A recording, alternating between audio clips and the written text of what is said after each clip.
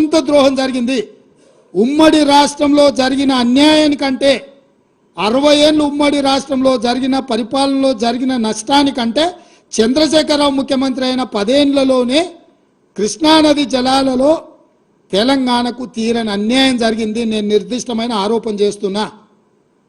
పోతిరెడ్డిపాడైనా, Rayalaseema lift అయినా, Muchumarri project అయినా, ఈరోజు పాలమూరు జిల్లాలో మొదలైన నీళ్లు శ్రీశైలం రాకంటే ముందే రాయలసీమ ప్రాజెక్టు ద్వారా రోజుకు 12-13 టీఎంసీలు 30 రోజులు ఈయన మనం కళ్ళు మూసుకుంటే 1000 టీఎంసీలు తరలించకపోతాడు.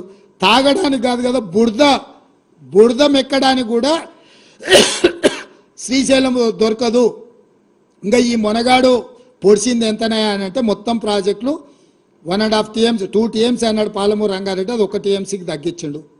1/2 టీఎంసీ కల్వకుర్తి, 1/4 టీఎంసీ ఎస్ఎల్బిసి, అన్నీ కలిపితే రోజుకు 2 టీఎంసీలు కూడా మనం తెచ్చుకునే పరిస్థితి లేదు. ఈరోజు పాలమూరు రంగారెడ్డి, కల్వకుర్తి, ఎస్ఎల్బిసి అన్ని ప్రాజెక్టులు లెక్కగట్టి నిజంగా అవి పూర్తి చేసి 100% ఆ నీళ్లు మనం ఒకవేళ తెచ్చుకుంటే శ్రీశైలం కంటే ముందుగాల మనం తీసుకోగలిగిన నీళ్లు బిలో 2 టీఎంసీ, వాళ్ళు పర్ డే 13 టీఎంసీ. మన ఉమ్మడి ప్రాజెక్టులు మన దగ్గరికి రావాల్సిన పని లేదు. వాడు ధైర్యంగా మన దగ్గరకు వచ్చి మన ప్రాజెక్టులు స్వాధీనం చేస్తున్నాం. అవతల ఇప్పుడు పోతిరెడ్డిపాడో లేకపోతే రాయలసీమనో ముచ్చుమర్రి దగ్గరికి మనం పోయి ఆపగలుగుతామా? 12-13 టీఎంసీలు పర్ డే తరలించకపోతే వారం రోజులు చూడనట్టుంటే 100 టీఎంసీల నీళ్లు మాయమైపోతాయి. 100 టీఎంసీల నీళ్లు పోయినాక ఏం బురదమెక్తావా? ఇవాళ అవతలున్న ప్రాజెక్టులు ఎట్లా పాలనో చెప్పమని చంద్రశేఖరరావును 10 ఏళ్ళు గాడిదలు కాసిండా చంద్రశేఖరరావు? 12-13 టీఎంసీల నీళ్లు తరలించకపోవడానికి ప్రాజెక్టులు జగన్మోహన్ రెడ్డి కడుతుంటే, చంద్రబాబు నాయుడు కడుతుంటే అడ్డుకోవాల్సింది, కేసులు వేయాల్సింది, ధర్నాలు చేయాల్సింది, నిరసన తెలపాల్సింది, జంతర్ మంతర్లో ఆమరణ నిరాహార దీక్ష చేయాల్సింది వదిలేసి కేంద్ర ప్రభుత్వానికి ఫిర్యాదు చేసి ప్రాజెక్టులను ఆపించే పని చేయకుండా ప్రగతి భవన్లో లేకపోతే ఫామ్ హౌస్లో వండుకొని ఇవాళ ఆయన నల్గొండ జిల్లాకు పోయి నిరసన తెస్తాడంట. నల్గొండ జిల్లాకు నిరసన కంటే ముందు అసెంబ్లీకి రా, అసెంబ్లీలో చర్చశాలలో 2 రోజులు వైట్ పేపర్తో సహా ప్రాజెక్టుల మీద స్వాధీనం చేసే విషయాల మీద చర్చ చేద్దాము. 2 రోజులు సరిపోలేదంటే అదనంగా కూడా చర్చ పెడదాము. చర్చ పూర్తయ్యే వరకు నువ్వు అసెంబ్లీలో కూర్చోవాలి. కాళ్ళు నొప్పి, కంటి నొప్పి, పంటి నొప్పి అని ఇంట్లో వండుకొని నువ్వు నాటకాలు వేస్తే నీ నాటకాలను ప్రజలు గమనిస్తలేరు అనుకోకు చంద్రశేఖరరావు. నీకు ఆడ నొప్పి లేస్తుందో మాకు తెలుసు. అధికారం పోయిన తర్వాత నీ నొప్పి ఆడలేస్తుందో తెలంగాణ ప్రజలకు తెలుసు.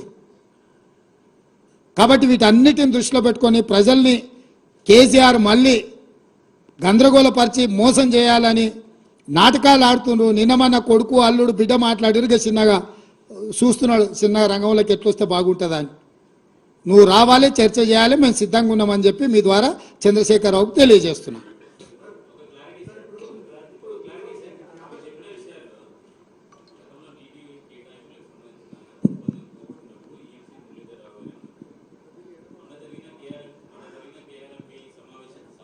లో జరిగిన దాంట్లో కూడా మురళీధరరావు గారే ఉన్నారు.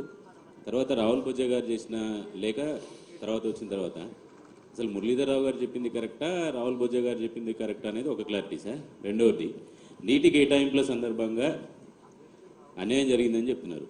నల్గొండ జిల్లాకు ఎస్ఎల్బిసి టన్నెల్ అనేది కీలకమైంది. అది పెండింగ్ ప్రాజెక్టుగా ఉంటుంది కదా. నీటి కేటాయింపులే లేనప్పుడు ఎస్ఎల్బిసికి నీళ్ళు ఎలా వస్తాయి? ఆ ప్రాజెక్టులు ఆమోదం పొందినరు, దానికి వరద జలాల మీద అనుమతులు ఉన్నాయి. అది ఉమ్మడి రాష్ట్రంలోనే అనుమతులు ఉన్నాయి కాబట్టి ఉమ్మడి రాష్ట్రంలో మంజూరైన ప్రాజెక్టులను పూర్తి చేయడానికి ఎలాంటి అభ్యంతరాలు పెట్టొద్దని ఆనాడు ఈ చట్టంలోనే మా ప్రభుత్వం పొందుపరిచింది. రాష్ట్ర విభజన తరువాత ప్రారంభించిన ప్రాజెక్టులకే కొత్తగా బోర్డు అనుమతి తీసుకోవాలి. రాష్ట్ర విభజన చట్టం అపాయింటెడ్ డే రాకంటే ముందు ఉన్న ప్రాజెక్టులన్నిటికీ కూడా నిరభ్యంతరంగా ప్రాజెక్టులను పూర్తి చేసుకోవచ్చు. కాబట్టి ఎస్ఎల్బిసి ప్రాజెక్టును పూర్తి చేసుకోవడానికి ఎలాంటి ఇబ్బందులు లేవు. అందుకే దానికి చిత్తశుద్ధి ఒకటే అవసరం. చంద్రశేఖరరావుకి చిత్తశుద్ధి లేకుండే కాబట్టి ఆ ప్రాజెక్టు పూర్తి కాలే. ఇప్పుడు ఉత్తమ్ కుమార్ రెడ్డి గారికి చిత్తశుద్ధి ఉంది, సొంత జిల్లా కాబట్టి తొందరలోనే 18 నెలల ప్రాజెక్టును పూర్తి చేసి 2 ఏళ్ల నల్గొండకి ఇవ్వాల్సిన నీళ్ళని వారి నాయకత్వంలోనే మేము ఇస్తాము. సార్ ఒక నిమిషం నేను 2-3